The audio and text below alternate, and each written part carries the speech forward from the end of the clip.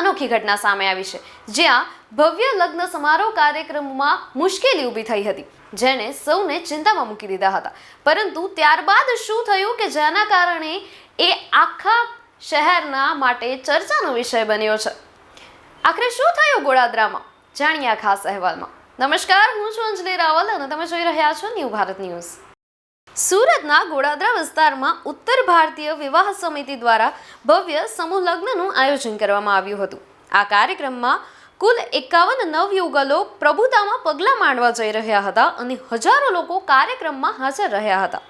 આ સમૂહ લગ્ન પ્રસંગે આશરે 15,000થી વધુ લોકો માટે ભોજનની વ્યવસ્થા કરવામાં આવી હતી. પરંતુ કાર્યક્રમ દરમિયાન અચાનક એલપીજી ગેસની અછત સર્જાતા ભોજન બનાવવાની વ્યવસ્થા પર મોટી અસર પડી હતી. ગેસ સિલિન્ડર ઉપલબ્ધ ન થતા આયોજકો અને સેવાભાવી લોકોએ તાત્કાલિક વિકલ્પ જે છે એ શોધવાનો પ્રયાસ શરૂ કર્યો હતો. ત્યારબાદ લોકોએ મળીને લગભગ 200 કિલો જેટલા લાકડા એકત્ર કર્યા હતા.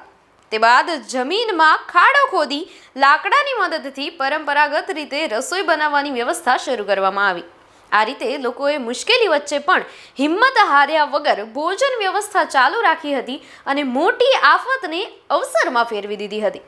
આ ઘટનાએ એ પણ બતાવ્યું કે એલપીજી ગેસની અછતનો પ્રભાવ હવે સામાજિક અને મોટા કાર્યક્રમો પર પણ જોવા મળી રહ્યો છે. અહીં ઉત્તર ભારતીય સમૂહ વિવાહ સમિતિ દ્વારા 51 જોડાના આજે લગ્ન થવાના છે, જેને અનુરૂપ આજે જે બરાતીઓ ઘરાતીઓ છે 15,000થી વધુ લોકો અહીં જમણવાર કરવાના હતા. પરંતુ અમે જે કેટરેસે કામ સોંપેલું હતું એ કેટરેસે કાલે બપોરે એવું કીધું કે ખાડી દેશોમાં યુદ્ધ ચાલે છે અને જેના કારણે આ સંભવ નથી, ગેસના બાટલા કોમર્શિયલ મળતા નથી. તો અમે લોકોએ અમારા સાંસદ અહીંયા જલશક્તિ મંત્રી સી આર પાટીલ સાહેબને વાત કરી. એમણે કીધું કે તમે લોકો આપદાના અવસરમાં કેવી રીતે બદલવું છે એ તમે સાહિત્યના જાણો છો. તો અમે લોકોએ આ દિશામાં આગળ વધી, કોઈએ જેસીબી મંગાવ્યું, કોઈએ ઈંટની વ્યવસ્થા કરી, કોઈ ગયા ગામડામાંથી લાકડા લઈને આવ્યા. તમામ સમાજના આગેવાનો જમા થઈને આ કામ કર્યું. અને આપણે પહેલાં બી જૂના જમાનામાં જ્યારે પૂર્વજો હતા ત્યારે બી ગેસનો બાટલો તો હતો જ નહીં. એટલે આ રીતના જ કામ કરીને આગળ વધતા હતા. એટલે અમે એ દિશામાં આગળ વધીને આજે તમામ લોકોને સ્વાદિષ્ટ અને એકદમ સુંદર ભોજન અમે કરાવશું એની બાંહેધરી ખાતરી આપી છે. 15,000થી લોકો અહીં જમણવાર કરશે. આજે કેવું રહ્યું જ્યારે કેટરસે ના પાડી હતી કે જમવાનું મારાથી નહીં થાય? અમે લોકોએ તો પછી આજે તો એવો ઉત્સાહનો માહોલ થઈ ગયો, એ આપદા આવતી અવસર થઈ ગયો. અમે લોકો કોઈ લાકડા દોડે છે, કોઈ ઈંટ લઈને આવે છે, એ તમામ જે હતા લોકોને કામ વધારે મળી ગયું અને કામ કરવામાં ખૂબ મજા આવી. અને આ જે હતું સમૂહ વિવાહ સમિતિ દ્વારા ખૂબ સારું કામ કર્યું અમે લોકોએ અને આ બી ખૂબ સારું કામ થયું. આજે ઉત્તર ભારતીય સમૂહ વિવાહ સમિતિનો ટ્રસ્ટી છું. શું કહેશો કે ગેસના બાટલની અસર વચ્ચે એક સમૂહ લગ્નનું આયોજન?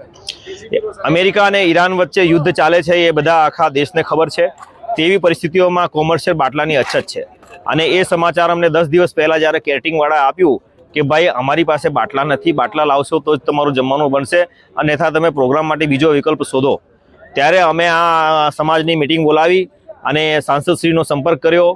તો અમને એ લોકો સમાજના લોકો અને સાંસદે કીધું કે ભાઈ જૂના જમાનામાં આપણે લાકડા પર ખાના જમવાનું બનાવતા હતા અને તમે એના પર ફોકસ કરો. કેટરિંગવાળાને પણ અમે કીધું, રાતના જેસીબી બોલાવી ખાડો કર્યો, ચૂલો બનાવ્યો અને લાકડા મંગાવ્યા. 2,000 કિલો ગામડાથી લાકડા આવ્યા અને અત્યારે રાતથી છે ને અમારું જમવાનું બનાવવાની તૈયારી ચાલે છે અને અત્યારે લગભગ મોસ્ટ ઓફ તૈયારી પૂરી થઈ ગઈ છે. હાલ પૂરી ખાલી કાઢવાની બાકી છે. એટલે આ આપદાને અવસરમાં અમે પરિવર્તિત કર્યું છે. કેટરસવાળાએ જ્યારે ના કહી કે ગેસની અસર છે, કેવું ટેન્શન હતું અને કઈ રીતે આખો પ્રસંગ હતો? અમને એવું થતું કે સમાજમાં બદનામી થશે અને કઈ રીતે આપણે પૂરું પાડશું, પણ કોઈ તકલીફ નથી. અત્યારે અમારે છે ને એવું કંઈ લાગતું નથી અને અત્યારે અમારું પ્રસંગ પૂરું થવાની આરે છે ને જેનું પણ પ્રસંગ હોય તે લોકો પણ આવી રીતે જ કરવું જોઈએ. ત્યારે આપનું શું માનવું છે? અમને કોમેન્ટ કરીને જરૂરથી જણાવશો. નમસ્કાર.